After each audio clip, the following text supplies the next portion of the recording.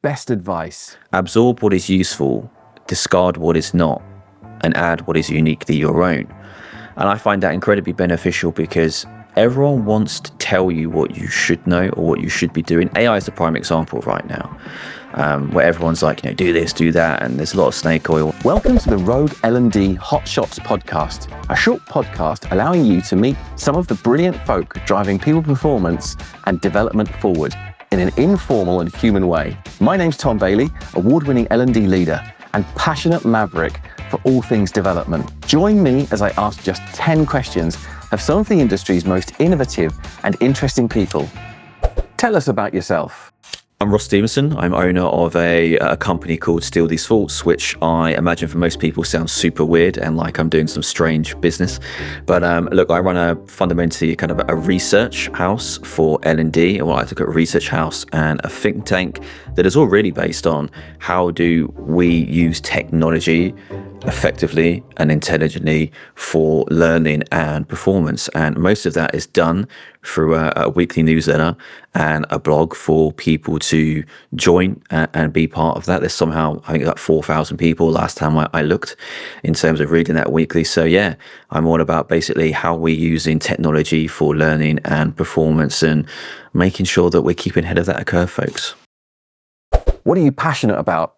I think for me, going back to the piece, it's technology. I think, I am a millennial. I am the stereotypical poster boy for growing up in eras of YouTube and social media being introduced.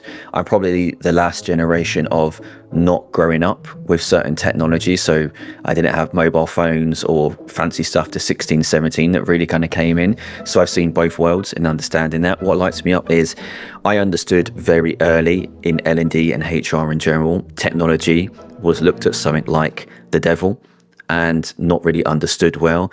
And I had an advantage in, I was a tech nerd. I studied kind of software engineering when I was at college. I understood it kind of inside out.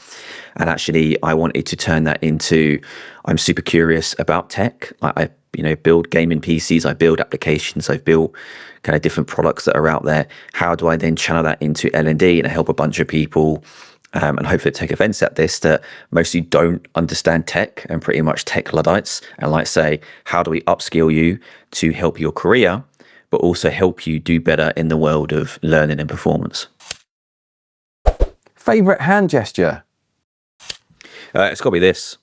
So if people can't see, that's obviously to the heavy metal gods. It's very useful if we're at a Metallica concert. So I use that quite often. One thing you didn't learn?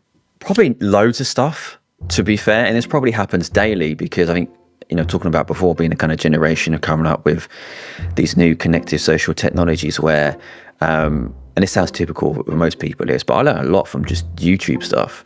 Just like, how do I fix a tap? Or like some random person taught me how to use sealant in my bathroom and seal my bathroom instead of paying someone else to do it. So there's all these random things that just happen in my life where I suppose you can say I'm practicing what I preach. So yeah, those are definitely, a couple of examples, right? But it happens all the time. My default is if there is a problem to solve, I will go and at least try and solve that problem myself and think, if I've had this issue, some human somewhere in a far reach of this world has had that issue. So I will go and do that. Proudest moment? Yeah, so I am very British, so we don't like talking nice stuff about ourselves really and doing that. So this is going to sound very like false, like I've got a gun to my head or something. But I think it has to be probably starting to steal these thoughts, to be honest, because I had set this arbitrary goal of by the time I was 35 that I was going to somehow leave whatever I was doing and go and do my own kind of thing. I never had a plan for that. And it kind of just fell into place when I had started Steal These Thoughts 5 years before that as a side project.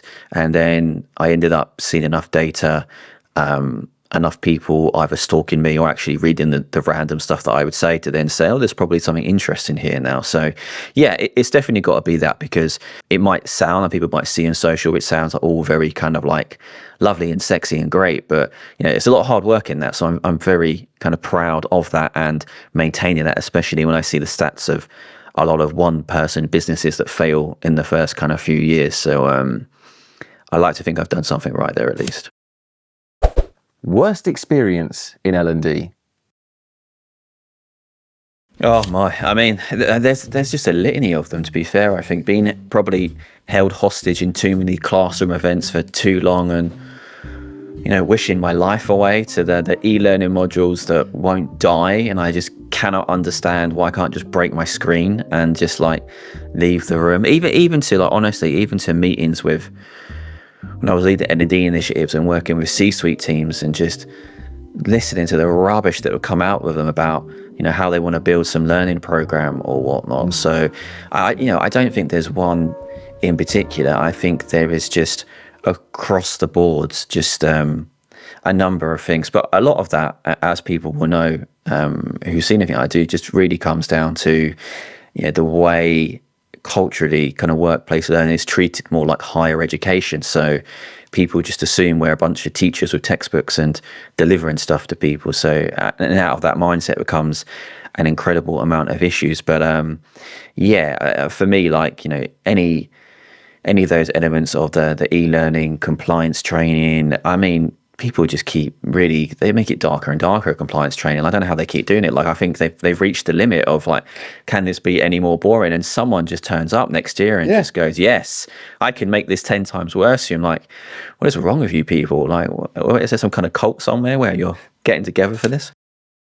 Best celebrity moment? No, I haven't. Actually, I try to avoid celebrities, to be fair. I don't really.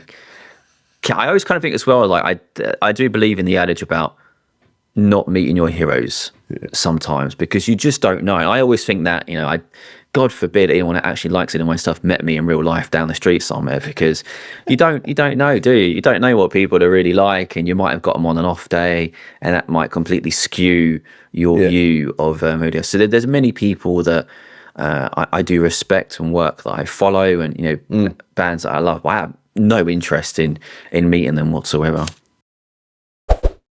Something you believed but nobody else did?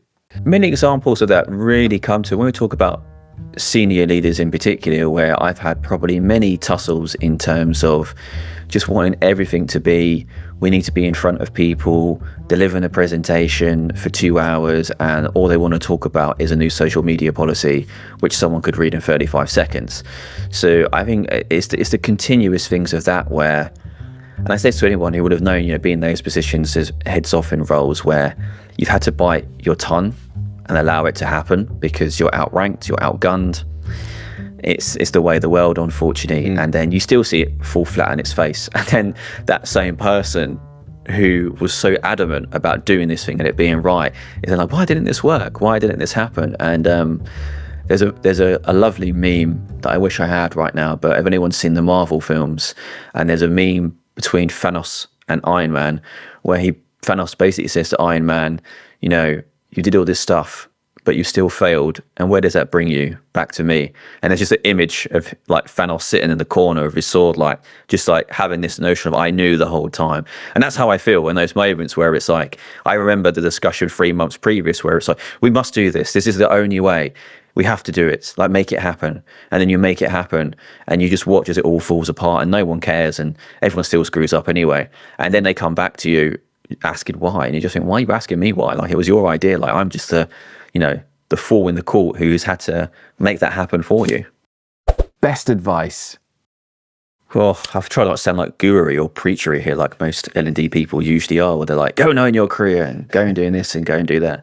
I think I'll probably steal it for someone else, to be fair. And I use this quite a lot. So there is a kind of a quote or anecdote from Bruce Lee that I have probably used my whole life. And it definitely applies to, L&D for sure, which is absorb what is useful, discard what is not, and add what is uniquely your own. And I find that incredibly beneficial because everyone wants to tell you what you should know or what you should be doing. AI is the prime example right now, where everyone's like, do this, do that. And there's a lot of snake oil and stuff. And it's actually up to you to cut through that and absorb what is actually useful out of everything that you're hearing there. Then all of the ruckus out there, all of the noise that isn't, discard that. It's not going to do well for you. And the same for skills. There's old skills that you don't need that you can get rid of and replace with new skills. And then adding uniquely what is your own is, much like what we've discussed in some of this session, which is about how do you give your own unique spin? What are the things that you can uniquely do, or you can use to amplify those other components which you have built? So yeah, I think in sum it would really be that, and that's probably a creed that I probably will live by for quite a long time. That has helped me, and I hope that probably helps others in their own as well, because it doesn't need to be complicated. I think L&D makes things really, really complicated when actually things can be really, really simple. And a little thing like that, absorbing what is useful, discarding what isn't, and adding what your own, that's it for me. That would be my ultimate skill building learning strategy. I don't need any fancy competency frameworks or anything else. That's all you need. Thank you to our guest and to you for listening. If you want to boost the impact of your organisation's people development practices, I'd love to connect. You can find me at thomasbailey.co. Alternatively, you can look me up on LinkedIn.